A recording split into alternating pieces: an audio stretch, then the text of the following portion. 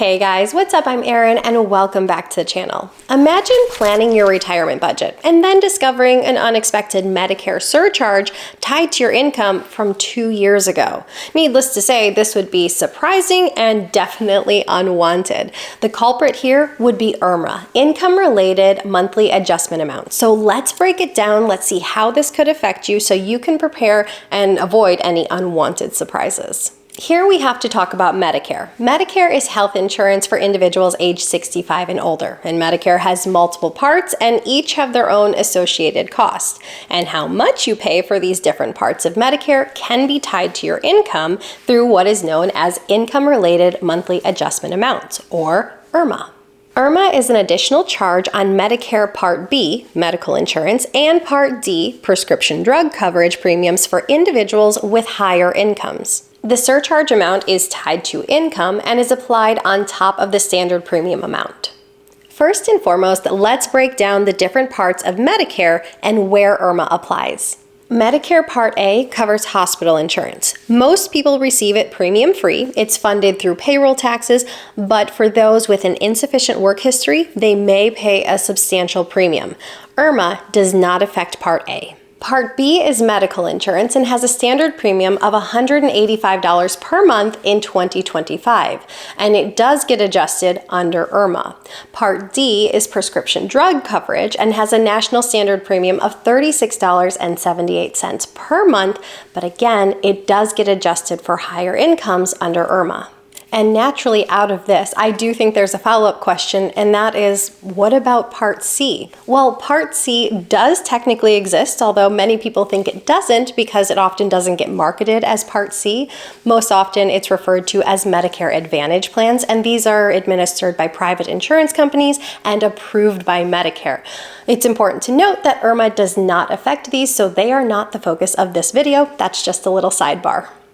IRMAA applies to individuals and couples whose modified adjusted gross income exceeds certain thresholds as reported on their tax returns from 2 years prior. In 2025, IRMAA determinations are based on your tax returns from 2023. Similarly, in 2026, they will be based on your tax returns from 2024. It's always based on income and tax returns from 2 years prior.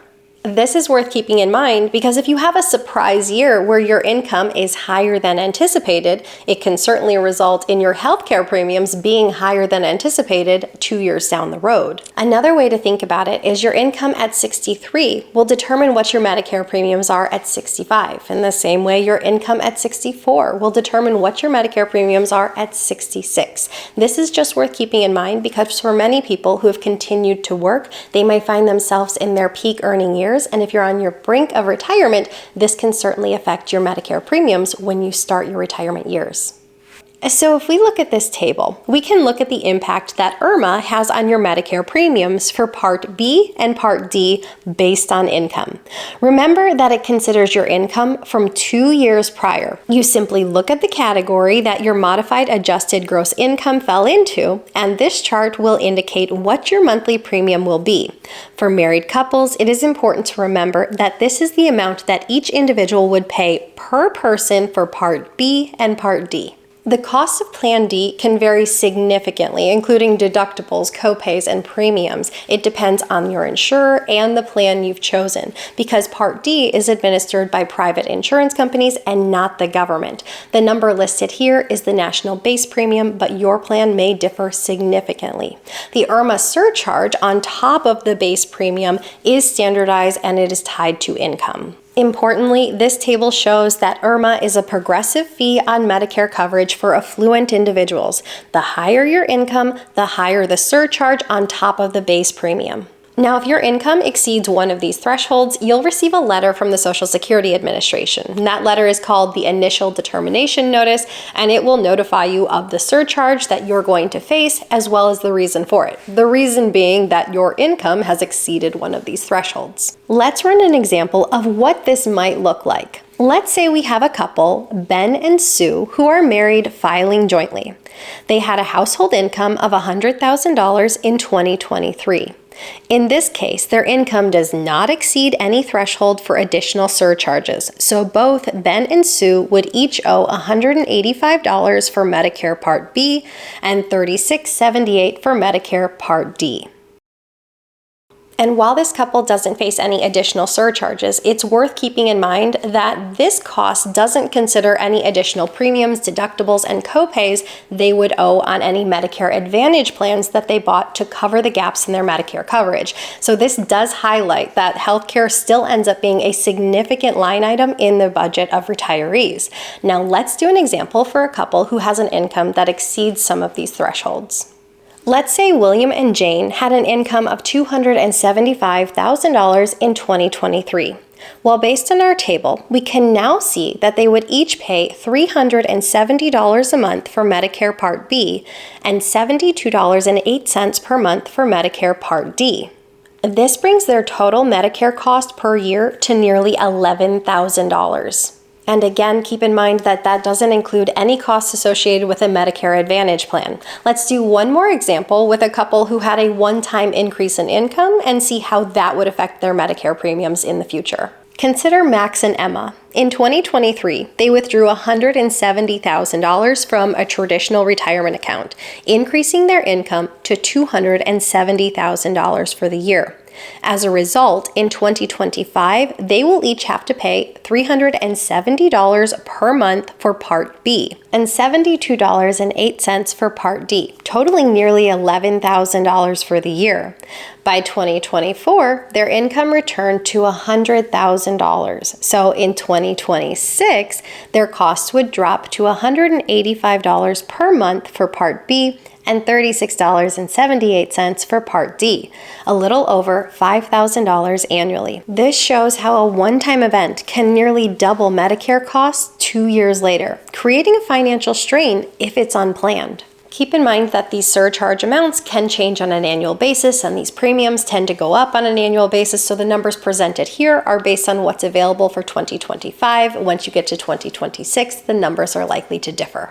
The fact of the matter is, many retirees are surprised by IRMAA charges. There really isn't a class on how to prepare for retirement and what surprise costs you may face. The best thing you can do is have a solid financial plan in place. A good place to start is with income management. You'll want to consider your taxable income sources like withdrawals from a traditional 401k or IRA, your taxable portion of Social Security, a pension if you have one, capital gains, dividends, rental income if you receive it. All of these things can trigger IRMAA.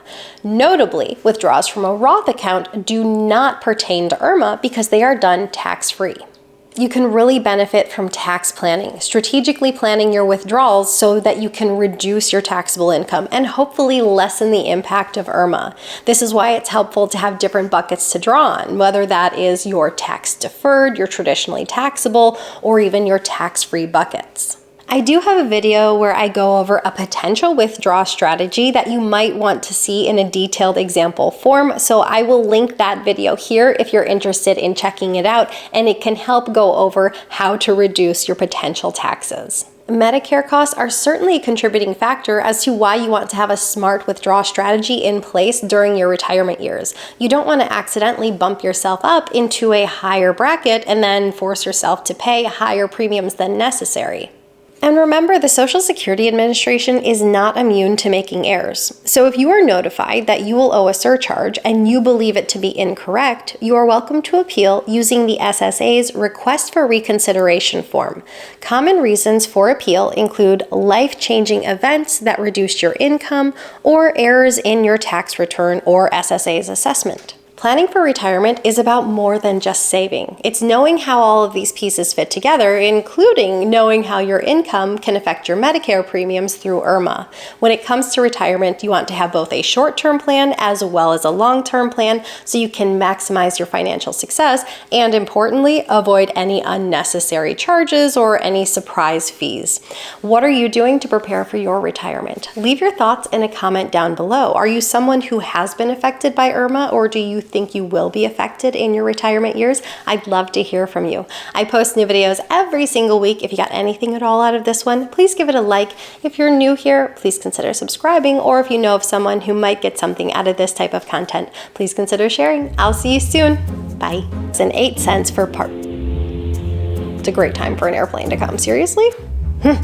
Shh. That's the opposite of shh. It's getting louder. IRMAA applies Medicare Advantage. My day job is insurance and my side job is YouTube. So this video is like the perfect amalgamation of me. I love it. This is the best. Medicare. You would think at one point I would be able to just start and flow. No, never gonna happen. I don't know. I'm sorry. Avoid any unnecessary costs. I think I said invoid. It's close, not correct, but I think, did I say invoid? I'm sorry if I did. Okay.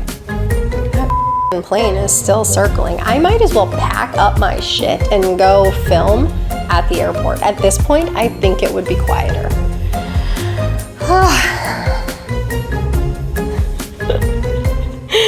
Ah.